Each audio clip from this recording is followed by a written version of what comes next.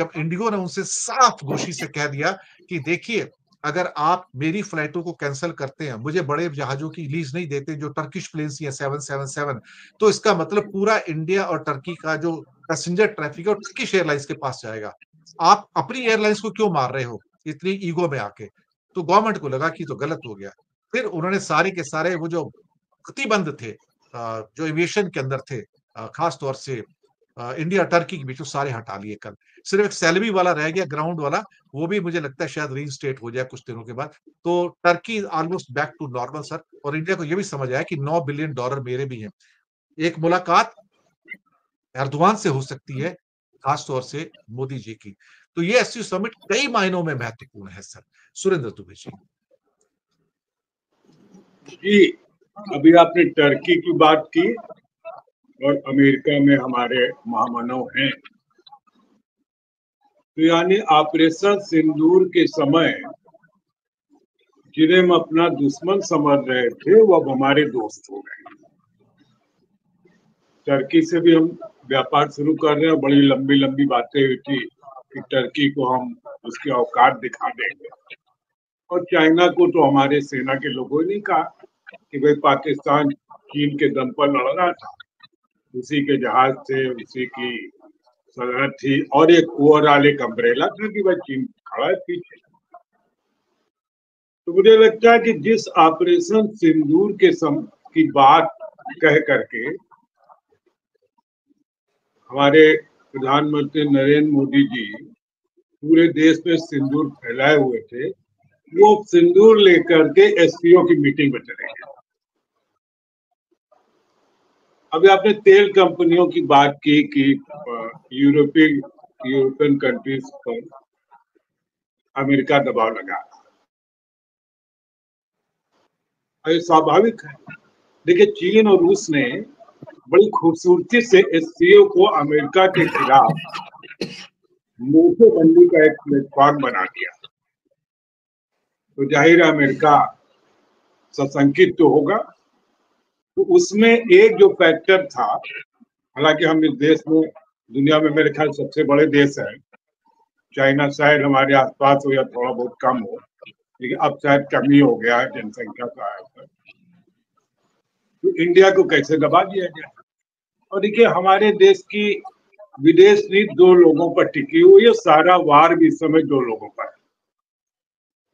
हो सकता है मेरी बात से आप लोग सहमत ना हो, क्योंकि मुझे ऐसा लगता है कि ये अंबानी और अडानी की बीच की वार और अडानी का नंबर 1 बनने का सपना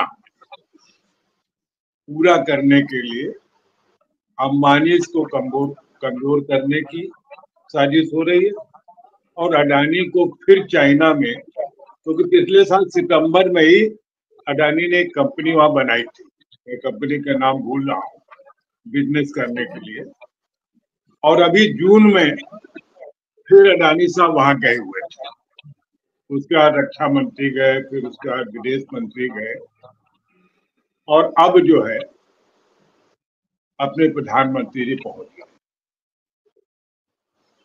तो हमारे देश की चिंता ये है कि अंबानी की वजह से अब अमेरिका में तो अडानी का बिजनेस नहीं चल पाएगा, क्योंकि वहां एक उनके खिलाफ मुकदमा है, और वो जिस ढंग का मुल्क है उसमें शायद उस ढंग को संरक्षण न मिल पाए।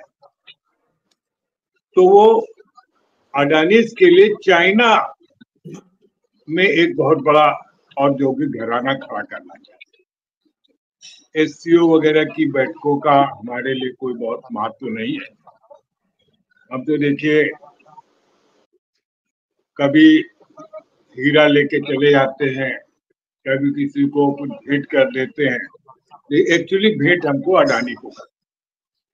तो मैं मानता हूँ कि ये जो एससीओ की बैठक है, तो हम वो जिसको कहते हैं सिर मुड़ाते ही ओले पड़े, तो सिर मुंडन तो अभी हो रहा है ना, आज से कल तक होगा मुंडन।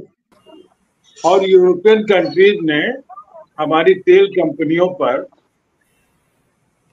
टैरिफ लगाने की बात शुरू कर दी है। जाहिर अमेरिका का दबाव है, और इस दबाव के तहत वो रूस को दबाना चाहता है, इंडिया को कह रहा है कि भाई आप वहां से तेल लेंगे तो हम आपके इधर से कान उमेठेंगे तो हम उधर से कान उमेट देंगे। मुझे लगता है कि हम एक बहुत ही त्रिकोणात्मक संघर्ष की दिशा में बढ़ रहे हैं। अमेरिका से तो हम कुछ नहीं ले पा रहे थे, अब अमेरिका से दुश्मनी की स्थिति में हम पहुंच रहे हैं। और जैसे हमारे यहाँ खबरें चलाई जाती, न्यूयॉर्क टाइम्स को कोट करके तमाम खबरें चलाई जा रही कि वस्तुतः जो अपने ये है ट्रम्प साहब नोबेल पीस प्राइज के लिए उनका नाम क्योंकि भारत ने नहीं लिया इसलिए नाराज है। अब ठीक है, ऐसा ही नहीं कि हम ही लोग, गोदी मीडिया सब जगह होता है, कुछ जगह गोदी मीडिया 100% होता है, कुछ जगह जब कभी कोई बड़ी बात होती तो गोदी हो जाता है। मुझे ऐसा लगता है कि अमेरिका और रूस और चीन, ये जो त्रिकोण है, इसकी लड़ाई में भारत फंस गया है। और जब हम लौटेंगे महीना 2 महीना बाद जब हम संभलेंगे तो पता चलेगा कि तो अमेरिका से तो दुश्मनी थी, अब चीन ने हमारे बॉर्डर पर और कब्जा कर लिया। और उसका 1962 से इतिहास रहा कि जब उसको मौका मिला तो उसने कभी हिंदी चीनी भाई भाई के नाम पर कब्जा कर लिया, और अभी जब गलवान पर कब्जा किया, जिस पर हमारे प्रधानमंत्री जी ने कहा कि न कोई आया है, न कोई गया है, न रुका है, न कोई खड़ा है, और उनका दर्द है। देखिए, अच्छा, मुझे बड़ी हंसी आती, अभी 3 दिन पहले ही हमारे प्रधानमंत्री जी ने कहा कि चीन से छोटी आंख वाले गणेश जी आ रहे हैं, इनको हमें रोकना है, और अपनी बड़ी बड़ी आंखें लेकर के एससीओ में पहुंच गए हैं चीन के साथ गलबैया डालने। और भाई कोई भी चीन को मालूम कि भाई इनको कुछ दो न दो, जब ये आवे बैंड बजा दो, इनके शान में कसीदे कर दो, और फिर इनके 1-2 जो मित्र हैं उनकी सेवा कर दो, तो भारत से काम चल जाएगा। मुझे लगता है कि अभी हम टैरिफ मार जो अमेरिका से झेल रहे हैं, उससे हमारा जो फाइनेंशियल डिजास्टर है, और जिस ढंग से हमारे उद्योग धंधे बेकार हो रहे हैं, लोग बेरोजगारी के दौर पर है, ये दौर और बिगड़ेगा। जो अभी आपने खबर दी यूरोपियन कंट्रीज वाली, वो और हमारे उद्योगों को तंग करेगी। अब देखना होगा कि एससीओ से निकल करके, अब यहाँ तो सब टीवी में सब अच्छे चल रहा है कि अमेरिका को घुटनों पर ला दिया है, कोई कह रहा पैरों पर खड़े हो